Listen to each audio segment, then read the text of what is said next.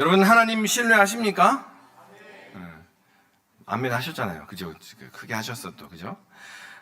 우리가 대림절을 이렇게 보내고 있으면 대림절을 보내면서 하나님의 뜻을 맞춰가고 하나님의 뜻을 알아가고 대림절기를 통해서 하나님의 나라가 어떠한 나라인지를 기대하며 그렇게 나아가는 그러한 시간입니다. 그런데 대림절을 그렇게 기대하기 전에 앞서서 우리가 때로는 기대하지만 기대가 안 될 때도 있고 어떠한 모습이 어그러질 때도 있더라는 거죠. 그럴 때마다 우리가 점검해 봐야 되는데 그것이 바로 하나님을 얼마나 신뢰하고 믿고 나아가고 있느냐라는 거예요. 우리는 기다립니다. 그런데 우리가 기다리는 것이 힘든 이유 중에 하나가 그러한 체험이나 경험이나 그러한 온전한 것들을 충분하게 경험하지 못할 때 기다리는 것이 되게 힘들다라고 말씀을 드렸어요. 먼저 우리는 다시 한번 선포했으면 합니다. 하나님은 선한 분이십니다. 하나님은 우리를 향하여 선하십니다. 이러한 말을 우리가 마음 가운데 새기고 나아가면 좋겠습니다. 하나님께서는 우리의 중심을 따라 우리의 마음을 따라 우리의 마음 가운데 가득하게 채우기를 원하고 계십니다. 하나님은 우리의 마음과 중심을 채워주기를 원하시는 것을 즐겨 하시는 분이 바로 우리 하나님이심을 믿으시기를 소망합니다. 그런데 이렇게 믿음 안에 이렇게 잘 거할 때는 되게 좋아요. 그렇죠?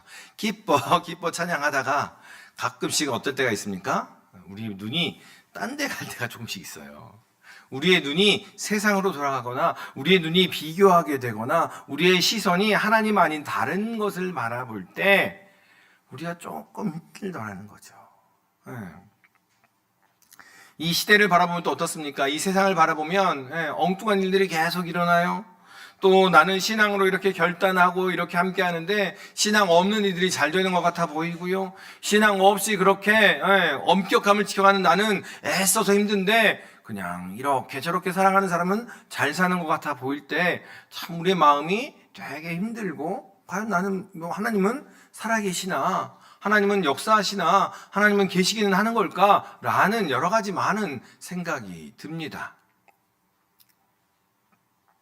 그런데 거듭 우리가 기억해야 됩니다. 우리가 기다린다는 것은요, 하나님은 결코 변치 않으시고, 하나님은 실수하지 않으시고, 하나님은 온전하신 분이심을 선포할 때, 그것을 믿을 때, 우리가 온전히 기다릴 수 있더라라는 이야기예요. 약 200년 전에 영국이란 나라는 노예 무역으로 굉장히 많은 돈을 벌고 있었어요. 그 돈을 바탕으로 해서 해가 지지 않는 나라라는 명성을 얻게 되었지요. 돈이 있었기 때문에 그랬습니다. 아프리카에서 사람을 납치해서 짐승처럼 파는 것이 그 당시에는 너무 당연했던 시대였어요. 왜냐하면 그것으로 인해서 돈이 들어왔거든요. 그것으로 인해서 나라가 강해졌거든요. 그것으로 인해서 나라가 부유해지니까 그것을 죄라고 이야기하는 사람이 한 사람도 없었던 거죠.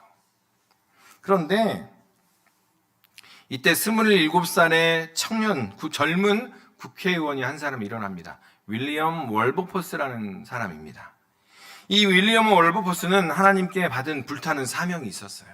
국회의원이 되면서부터 하나님의 형상인 사람을 어떻게 주고 파느냐, 돈을 주고 사고 파느냐.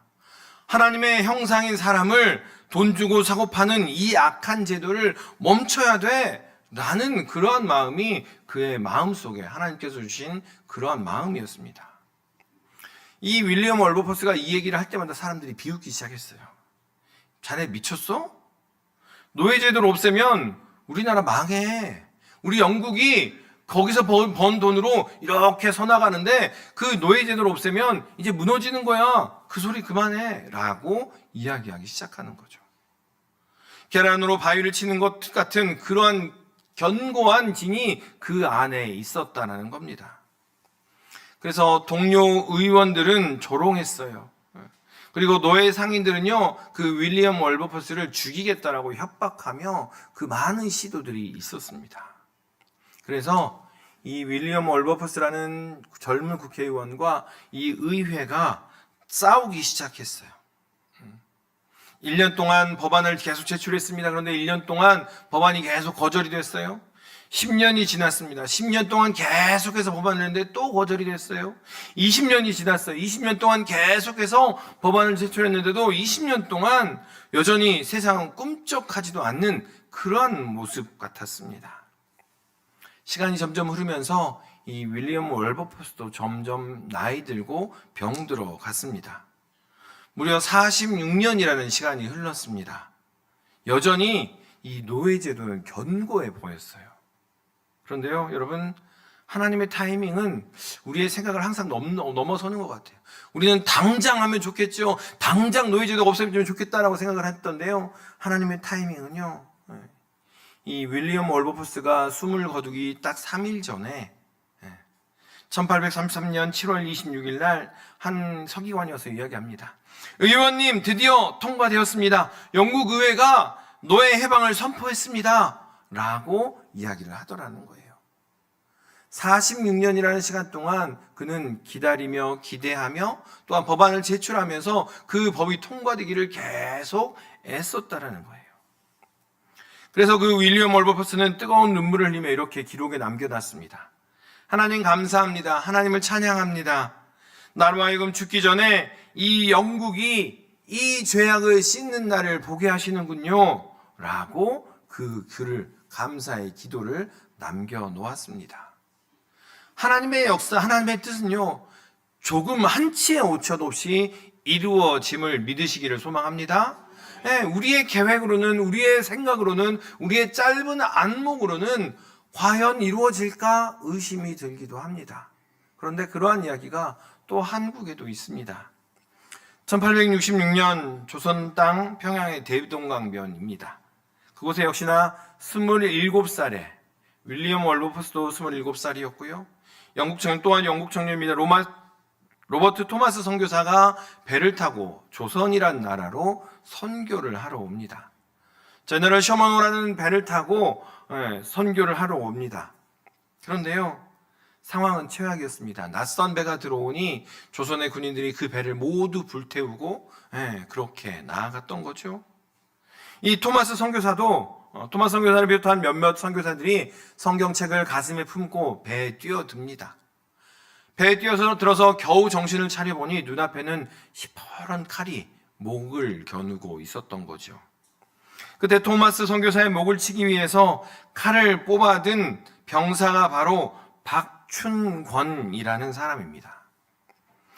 어찌 보면 누가 봐도 이 선교 사역은, 이 로버트 토마스 선교사의 사역은 망한 것 같습니다. 누가 봐도 복음을 한 마디도 전하지 못하고 한 단어도 하지 못한 채 배에서 내려서 그냥 죽임을 당한다고 끝났네 라고 이야기할 수 있는 그러한 상황이었습니다. 하나님이 계시다면 어떻게 이럴 수가 있지? 하나님이 계신다면 최소한 복음 한마디라도 전하고는 순교해야 되지 않겠어? 그렇게 말을 했을 겁니다. 그런데 칼을 높이 든 박춘권 앞에서 토마스 선교사는 살려달라고 비는 대신에 품에 이렇게 품어놓았던 성경책을 이 박춘권이라는 사람에게 건네주고 예수 이름을 부르며 순교하게 됩니다. 박춘권은 엉겹결에 그 책을 받아들였고 칼을 휘둘렀고 토마스 선교사는 그 자리에서 순교하였습니다. 어찌 보면 토마스 선교사를 통해서 하나님의 그 계획은 끝나는 건가? 여전히 사단이 이기는 건가? 세상이 이겨버리는 건가? 하나님은 살아계시기는 한 걸까? 라는 질문을 할 수가 있습니다. 그런데 하나님의 역사는 바로 그때 시작이 됩니다. 사람을 죽였다는 죄책감에 시달리던 박춘권은요, 그 서양 사람이 준 책이 너무너무나 궁금했던 거예요.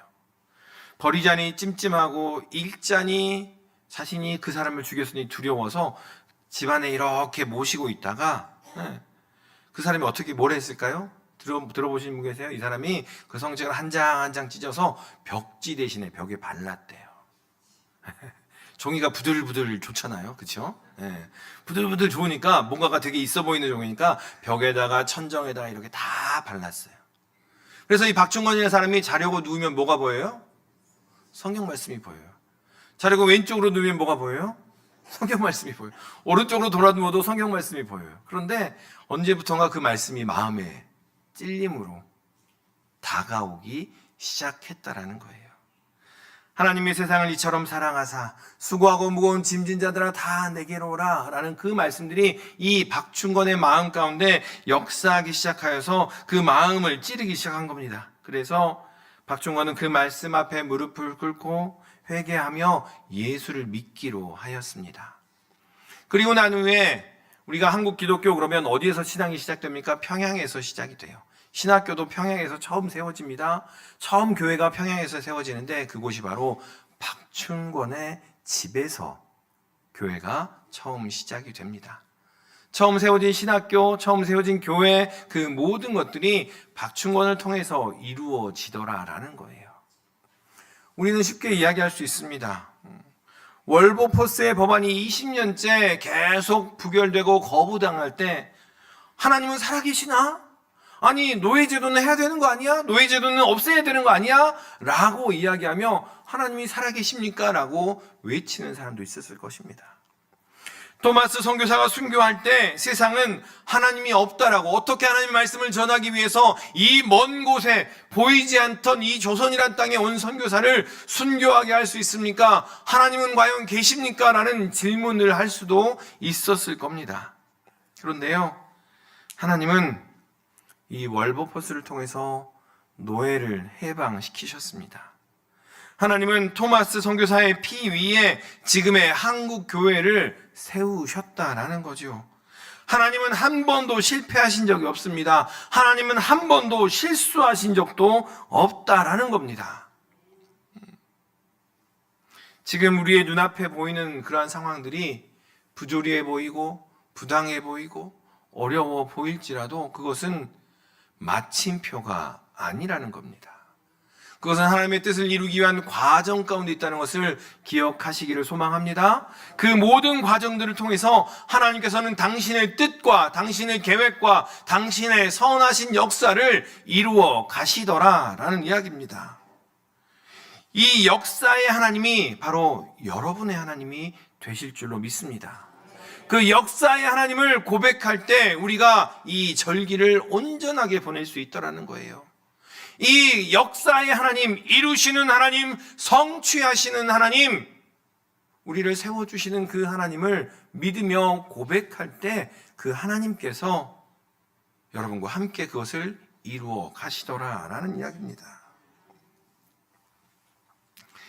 우리도 함께 야고보서 1장 4절과 5절의 말씀을 함께 읽겠습니다. 야고보서 1장 4절과 5절입니다.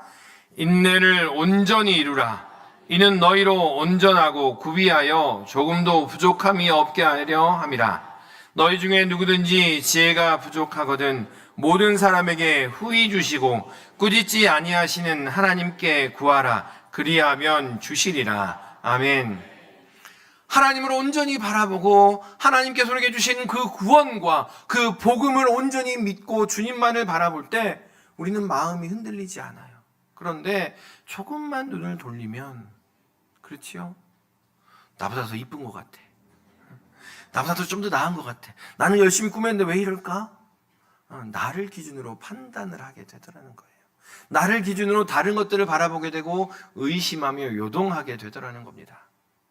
과연 하나님이 계시나까지 이어지더라는 거죠. 그럴 때마다 윌리엄 월버포스를 기억하기를 소망합니다. 그럴 때마다 박충건을 기억하셔서 하나님께서 여러분 한 사람 한 사람을 위한 그 계획과 그 이루심을 맛보는 은혜가 있기를 소망합니다. 그렇다면 그 믿음을 가진 우리는 어떻게 살아야 될까? 그 믿음을 가진 우리는 어떻게 살아야 될까? 뭔가가 그 그리스도인의 삶의 방법에 대한 명확한 행동 지침서가 있었으면 좋겠죠. 그렇죠? 이럴 땐 이렇게 하고 저럴 땐 저렇게 하세요. 그 책이 바로 야고보서라는 책입니다. 하나님을 신뢰하는 너희여, 시험에 견디고 차별하지 말고 그 믿음대로 행하십시오.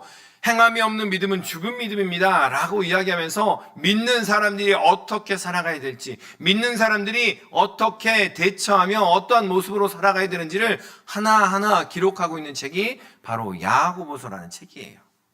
우리는 쉽게 로마서 그러면 믿음으로 구원받습니다 라는 책이고, 그 반대에 행위를 강조하는 책이라고 야고보서를 생각합니다. 그런데 그것보다는요, 야고보서는요, 믿는 여러분, 이렇게 생활합시다. 이렇게 행동합시다. 이런 가치관을 가지고 살아갑시다. 라고 하나하나 써내려간 책이 바로 이 야고보서라는 책입니다. 그래서 야고보서 1장에서부터 4장 말미까지는 그러한 얘기들을 하나하나 써내려가요. 시험에 견디고 차별하지 말고 말을 조심하고 여러 가지 많은 것들을 기억을 합니다. 그래서 그것들이 우리의 지침이 되더라는 거죠. 그러다가 4장 말미와 5장 초반에 갑자기 다른 이야기가 나와요. 허탄한 자랑을 하는 사람들이 이야기가 나오고 썩은 재물로 부유한 사람들, 싹쓸 주지 않는 품꾼들의 이야기.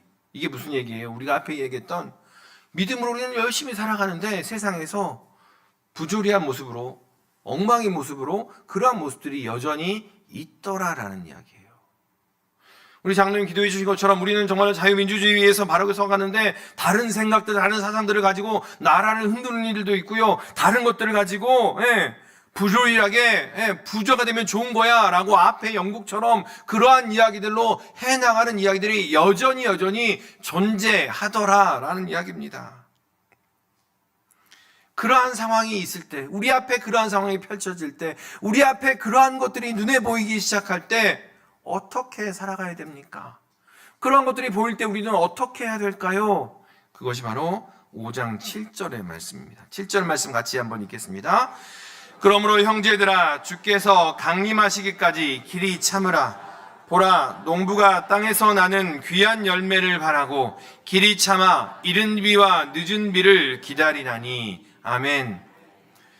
그러므로 형제들아 여러분 앞에 그러한 시련과 어려움과 다름과 어떠한 것들이 보일 때 그러므로 형제들아 주의 강림하심까지 길이 참으라라고 이야기를 해요. 왜냐하면 주께서 한치의 오차도 없이 이루실 것이기 때문에, 주께서는 실수하지 않으시고 실패하지 않으시는 분이시기 때문에 그때까지 우리가 참고 견뎌봅시다 라고 말씀하고 계시는 겁니다. 최근에 그 사무실에 제가 율마와 로즈마리와 여러 가지 이렇게 화초를 키우기 시작했어요. 근데 이게 가끔씩 이렇게 문지르다 보면 향이 안 날 때가 있어요. 그럴 때마다 무슨 연골까 막 찾아보고 향이 어떻게 다시 한번 나게 할까 찾게 되는, 그래서 물을 자주 주고 물을 주는 그러한 일들을 하는데요. 한 번씩 와보세요. 오셔서 저희 사무실에 율마도 한번 쓰다듬어 주시고 함께 하면 좋을 것 같은데요. 농사를 지어서 곡식을 맺기까지도 봄에 씨앗을 뿌리고 가을에 곡식을 거둬들 때까지도 기다리는 시간이 있습니다. 사무실에서 화초를 하나 키울 때도 왜 안 될까 기다려보기도 하고 살펴보기도 하고 이렇게 들여다보는 것이 우리의 모습인 거죠. 성경은 계속 이야기합니다. 하나님께서 분명히 이루실 거야. 역사적으로도 그렇고 성경의 이야기도 그렇고 우리 주변의 이야기도 많이 있습니다. 하나님께서는 분명히 이루시더라라는 거죠. 그런데 그 시간들을 어떻게 기다릴 것인가? 세상에 내 마음대로 내 욕심대로 살면서 나아갈 것인가, 아니면 주의 강림하시기까지 기다리며 견뎌낼 것인가 라는 것을 말하고 있는 겁니다. 중국에 보면 그 대나무 품종 중에 모소 대나무라는 대나무가 있대요. 그런데 그 대나무는 처음에 씨를 뿌리고 4년 동안은 딱 이 대나무가 1인치 자란답니다. 3cm. 4년 동안 물을 주고 거름을 주고 아무리 잘해도 딱 3cm 정도만 자란대요. 그런데 5년이 되는 순간, 5년째가 되는 순간 하루에 30cm씩 자란대요. 그래서 6개월 동안 15m 이상 크게 자라서 그것이 자란다고 이야기를 해요. 우리가 생각해보면 그렇습니다. 이거 잘못 뿌렸나? 이 대나무 잘못 심었나? 이 대나무 끝났나? 라고 생각할 때가 있더라라는 거예요. 그런데 어느 시점이 되면 하나님의 계획이 이루어지고 하나님의 때가 되면 그 하나님의 그 이루심과 성취하심이 드러나더라라는 거예요. 그렇다면 우리는 어떻게 기다려야 될까? 성경은 이렇게 이야기합니다. 믿음이 있으니 믿음의 태도로 기다립시다. 우리에게 믿음이 있으니 하나님께서 이루실 것이라고, 하나님께서 채워가실 것이라고, 하나님께서 성취하실 것이라고 분명하게 이루어 가시니, 말씀하시니, 그 아래서 감나무의 아래서 입만 벌리고 있는 것이 아니라 믿음의 태도로, 믿음의 모습으로 온전히 적극적으로 나아가십시다 라고 이야기를 하고 있는 겁니다. 죄송합니다. 눈이.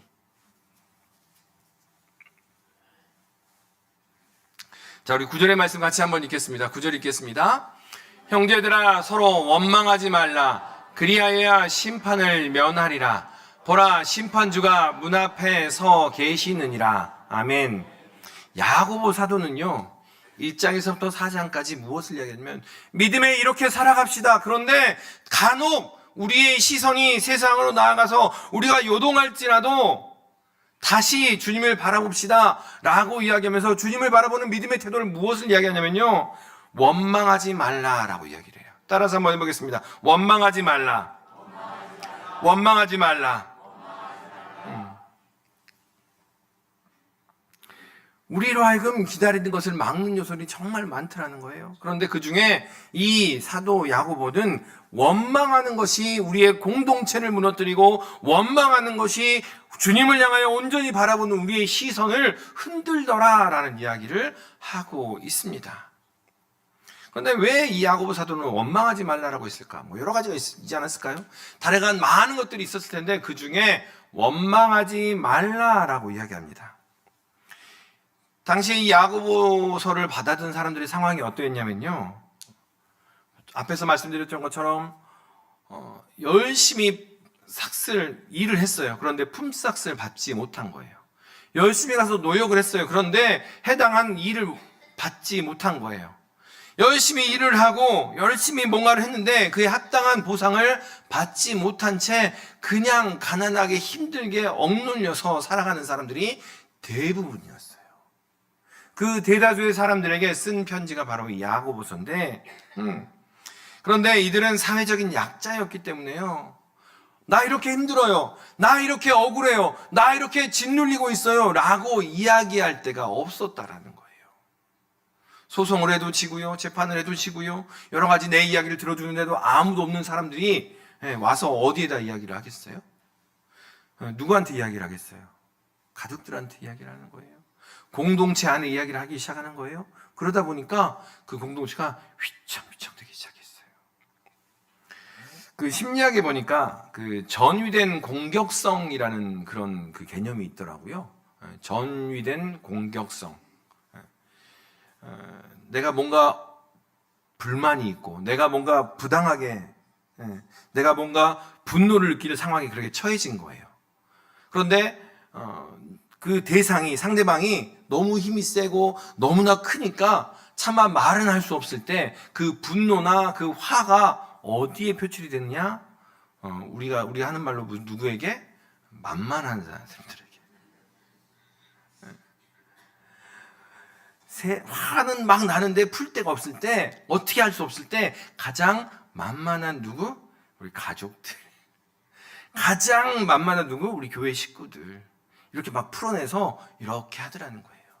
그런데 이러한 일들이 어디에 일어났어요? 야고보서를 받는 그 공동체 안에서도 일어나고 있었다는 거예요.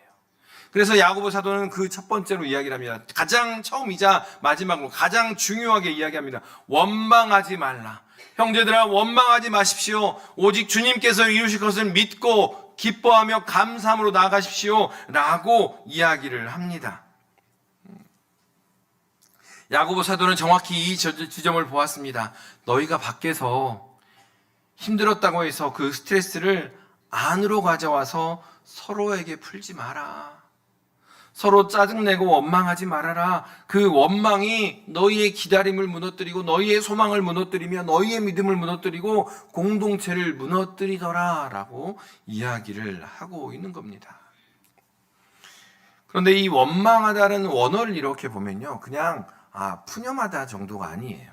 우리 속에서 끓어오르는 이 답답함을 참지 못해서 밖으로 새어나오는 그 부정적인 감정을 표현할 때 이 원망하다라는 원어를 씁니다. 히브리어는 정말 뭐가 많이 담았어요. 히브리어 한 단어인데요. 거기에 답답함과 끌어올림을 참지 못해서 부정적인 것들을 내뿜을 때 사용하는 단어가 있대요. 그게 원망하다라는 원어입니다. 여러분, 원망할 때 어떻게 원망을 하세요? 원망하는 일들을 생각을 해보면 어떻게 얘기합니까? 왜 나만 이렇게 힘들지? 이런 이야기도 시작을 해요. 왜 나만 이렇게 힘들지? 저 사람은 나보다 덜 힘든 것 같은데 왜 엄살이지? 나는 이것도 봉사하고 저것도 봉사하고 저것도 하고 이것도 하고 무수리도 하고 다 하는데 저는 요거 하나 하면서 뭘 힘들다고 엄살을 부려? 이렇게 이야기를 합니다. 내가 이렇게 힘든데 왜 나는 아무도 안 도와주지? 내가 이렇게 애써서 하고 있는데 왜 나는 안 도와주는 거지? 라고 이야기를 하더라는 거예요. 원망할 때 이야기를 우리의 모습을 잘 돌아보면 기준이 뭐가 되어 있습니까? 기준이 내가 되어 있더라는 거예요. 기준이 내가 되어서 나를 기준으로 해서 다른 사람과 비교할 때 원망이 나오기 시작하더라라는 거예요. 다시 말하면 원망이라는 것은요, 나의 기준이 여호와 하나님이 아닐 때, 나의 기준이 내가 속한 공동체가 아닐 때, 내가 기준이 되어서 다른 사람들을 판단하고 평가할 때, 다른 사람들을 재판할 때 바로 원망이 나오더라라는 거예요. 우리 9절의 말씀을 다시 한번 읽어볼까요? 우리 9절의 말씀 다시 한번 읽습니다. 9절의 말씀. 형제들아, 서로 원망하지 말라. 그리하여 심판을 면하리라. 보라, 심판주가 문 밖에 서 계시느니라. 아멘. 믿음의 사람들이여, 원망하지 맙시다. 그 정도 원망하는 거 가지고 왜 그러세요? 원망 그 한 마리 투덜거리는 거, 뒷담화 조금 했다는 거 가지고 하늘에 이야기를 하고 그냥 지나가는 거 아니겠어요? 그런데요, 오늘 9절 말씀에 뭐라고 이야기하냐면, 그 원망하는 순간 9절 말씀에 보면 뭐라고 이야기되어 있습니까? 심판주가 문 밖에 서 있다라고 이야기를 해요. 심판하시는 분이 문 앞에 서서 기다리고 계십니다. 심판하러 하시는 분이 오셔서 심판하기 위해서 오시는데, 내가 먼저 나서서 내가 심판하더라는 거예요. 내가 판단하더라는 거예요. 내 기준과 내 가치로 그것을 판단하고 스스로 원망하고 불평하며 오히려 스스로를 무너뜨리고 있더라라는 겁니다. 먼저는 기억했으면 합니다. 우리가 인내하고 기다리는 것, 우리가 예수님을 만나기를 기대하고 하나님의 나라가 이루어지기를 소망하며 그렇게 불평하지 아니하고 원망하지 아니하고 살아가는 것은 우리가 힘이 없어서가 아니라는 거예요. 우리가 부족해서가 아니라는 겁니다. 전적으로 하나님께서 심판해 주십시오. 하나님께서 책임져 주십시오. 하나님께서 역사해 주십시오라고 우리의 모든 권한을 하나님께 위임하고 내어 맡기는 적극적인 기다림, 그것이 바로 기다림의 신앙의 태도라는 겁니다. 때로는 우리의 마음속에 생각이 듭니다. 내가 가서 해버릴게요. 내가 가서 이룰게요. 아니요. 하나님께서는 기다리라고 이야기하십니다. 하나님의 뜻과 하나님의 계획으로 하나님의 온전하심을 드러내겠다라고 먼저 말씀하고 계시더라라는 거예요. 바라기는 먼저는 하나님을 신뢰하시는 은혜가 있기를 소망합니다. 그 신뢰 위에서 그 하나님을 믿기에 내가 분노하지 않겠습니다. 내가 하나님을 믿기에 원망하지 않겠습니다. 하나님의 믿음 안에서 그 믿음 위에 서서 온전히 나아가겠습니다. 고백하고 결단하는 우리 모든 믿음의 식구들 되시기를 주님의 이름으로 축원합니다. 어렸을 때 그 어머니께서 저에게 심부름을 시키시면 꼭 당부를 하셨다는 말씀 한마디가 있어요. 해찰하지 마라. 해찰이었던 것 같아요. 해찰이라는 단어를 꼭 쓰셨어요. 그래서 제가 이게 어디 사투리인가? 뒤집어봤더니 사투리가 아니에요, 여러분. 해찰하지 말라라는 말이 있어요. 그게 게을 해자에다가 관찰하다 찰자예요. 그래서 이렇게 느슨하게 여기저기 살펴보며 그런 모습을 표현하는 그러한 단어가 표준어입니다, 여러분. 사실은 제가 그 부모님이 심부름을 시키면 꼭 그냥 안 왔거든요. 심부름 시키면 머리에 꽃도 한번 꼽아보고 괜히 멀뚱히 있는 그 누렁이 똥개 돌 한번 던져보기도 하고 이러저거 둘러 보고 이렇게 한참을 있다가 집에 가면 두부 한번 사와라 그랬는데 두부 이렇게 돌리고 막 그랬던 기억이 나요. 그래서 한참 이렇게 막 그냥 집만 보고 이렇게 가야 되는데 여기도 보고 저기도 보고 그래서 해찰하지 말라고, 그 단어가 아직 저희 머릿속에 있는 저의 캐릭터를 상징하는 그런 표현인 것 같아요. 근데 여러분도 때때로 그런 모습 있지 않습니까? 뭔가 성격이 아니라 시간이 점점 지나면서 냉장고 문을 열었어요. 그런데 왜 열었지? 기억이 안 나요. 기억이. 뭔가 방향성을 가지고 딱 가려고 하는데 냉장고 문을 열었는데 왜 열었는지 기억이 안 나요. 내가 방에 들어갔는데 내가 왜 그 방에 들어갔지? 한참을 서서 두리번 해야 기억이 나고, 내가 분명히 팔을 샀는데 왜 뭐하러 팔을 샀는지 기억이 안 나. 그런 일들이 있더라는 거예요. 다시 말하면 우리의 삶 속에 목적을 때로는 잃어버릴 때가 있더라는 거예요. 삶의 방향성을 잃어버릴 때 하나님께서 분명히 그 믿음 위에서 굳건히 서라라고 말씀하셨음에도 우리의 신앙에 해찰을 할 때가 있더라라는 거예요. 그때 오늘 10절과 11절에서 이렇게 이야기합니다. 10절과 11절에서는 이렇게 말합니다. 선지자들의 오래 참음을 본받으라 라고 이야기해요. 저를 따라서 한번 해봅니다. 선지자들의 오래 참음을 본받으라. 또 이렇게 이야기합니다. 욥의 인내를 보아라. 우리의 관심이, 우리의 초점이, 우리의 삶의 목적이 다른 방향으로 갈 때 원망하지 마세요. 그와 더불어서 무엇을 이야기하냐면요, 선지자들의 오래 참음을 보세요. 욥의 인내를 보세요. 하나님께서 그들을 붙드셔서 세우셔서 당신의 뜻을 이루셨습니다 라고 이야기하고 있는 거예요. 선지자들은 어떤 사람들입니까? 힘들어요. 어려워요. 나라가 무너져가는 상황 속에서도 하나님의 말씀을 증거하기 위해서, 그 말씀을 그대로 운반하기 위해서 뒤로 물러가지 않는 사람들이 선지자였습니다. 주님의 이름으로 말하기를 멈추지 않았던 사람들, 주님의 말씀하심을 가지고 살아가기를 멈추지 않았던 사람들이 이 선지자였어요. 또한 욥은 어떤 사람입니까? 잘 살았어요. 풍요로웠어요. 그런데 어느 순간 무너지지 않습니까? 그때 하나님의 말씀, 하나님을 신뢰하는 그 신뢰를 가지고 붙들고 나아가니 하나님께서 이전보다 더한 은혜를 경험하게 하시는 이야기가 바로 욥의 이야기입니다. 단순한 버티기가 아니었습니다. 선지자의 삶과 욥의 삶은요, 버티기가 아니었어요. 영적 전투의 삶이었다라는 거예요. 그리고 그들은 하나님께서 주시는 결말을 볼 수 있었습니다. 기다립니다. 하나님의 나라가 과연 이루어질까? 때때로 의심하게 되고 주위를 돌아보면 우리로 말미암아 무너지게 하는 요소들이 너무나 많은 것 같습니다. 그럴 때마다 먼저는 야고보 사도 우리에게 이야기합니다. 원망하지 마십시오. 우리의 기준을 나에게 두지 말고 하나님께 두십시다. 그 하나님께 두면 하나님께서, 그 선하신 하나님께서 당신의 뜻을 이루실 것입니다. 그리고 선지자와 욥의 이야기를 기억하십시다. 하나님께서 어떻게 선한 모습으로 그들을 인도하셨는지 한번 기억하십시다라고 우리에게 말하고 있는 겁니다.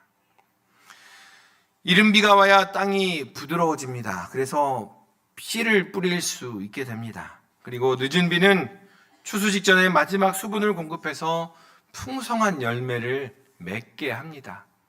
농부는요, 이른 비와 늦은 비를 기다리며 때에 맞춰서 파종을 합니다. 그런데 비만 기다리나요? 아니요. 그 사이사이 잡초도 제거하고 거름도 주기도 하고 또한 뭔가 솎아주기도 하면서 해충과 질병을 없이 하는 일들을 하면서 그 열매 맺기를 기다리더라라는 거예요. 그냥 입을 벌리고 그냥 하늘만을 바라보는 것이 믿음의 기다림이 아니라는 거예요. 믿음의 태도가 아니다라는 거예요. 더 실한, 더 귀한 열매를 맺기 위하여 믿음의 한 걸음 한 걸음 나아가는 것, 믿음의 열매를 맺어가는 것, 잡초를 치우고 해충과 질병을 제거하는 그 일이 바로 믿음의 태도이더라라는 겁니다. 앤드류 머레이는 이렇게 이야기합니다. 하나님의 약속을 기다리는 자는 오늘 내게 주어진 일상에 충실함으로 믿음을 증명하더라.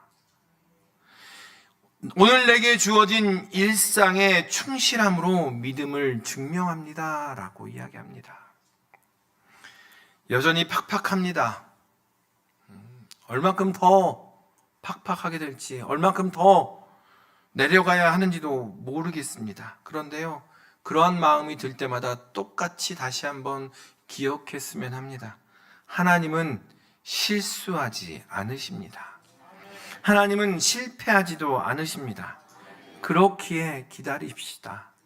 원망하지 말고요, 투덜대지 말고요, 오히려 감사와 기뻐함으로 기다리며 하나님의 이루어질 것을, 하나님의 뜻이 이루어질 것을 기다리십시다. 그때 하나님께서 우리를 붙드시고 더 붙드시고 더한 인도로 우리를 이끄실 것을 믿고 경험하는 우리 모든 믿음의 식구들 되시기를 주님의 이름으로 축원합니다. 기도하겠습니다. 사랑만에 충만하신 아버지 하나님, 때때로 주님 외에 다른 것들이 보입니다. 주님 말고 다른 것들이 눈에 들어옵니다. 그렇게 한번 누려보고 싶기도 합니다. 아버지 하나님, 먼저는 우리의 마음 가운데 우리의 마음과 우리의 소욕을 주님께서 풀어주시고 응답하여 주셔서 채워주시고 역사하여 주시옵소서. 주님 안에서 이루어주시고 주님 안에서 그 모든 것들이 온전케 되는 그러한 경험을 하게 하여 주시옵소서. 특별히 아버지 하나님 간절히 구하옵기는 아버지 하나님, 믿음의 태도로 믿음의 삶을 살아가기를 소망합니다. 원망하지 말고 분쟁하지 아니하며 오직 주님만을 바라보고 믿음의 시련과 믿음의 그 넘어서 그 언덕들을 넘어가는 우리의 삶이 되도록 인도하여 주시옵소서. 거룩하신 아버지 하나님, 이 여정을 마쳤을 때 주님께서 우리를 기뻐하시며 주님께서 놀라운 역사로 우리와 함께 하실 것을 믿사오니 주여 은혜를 내려 주시옵소서. 감사드리며 예수님의 이름으로 기도드리옵나이다. 아멘.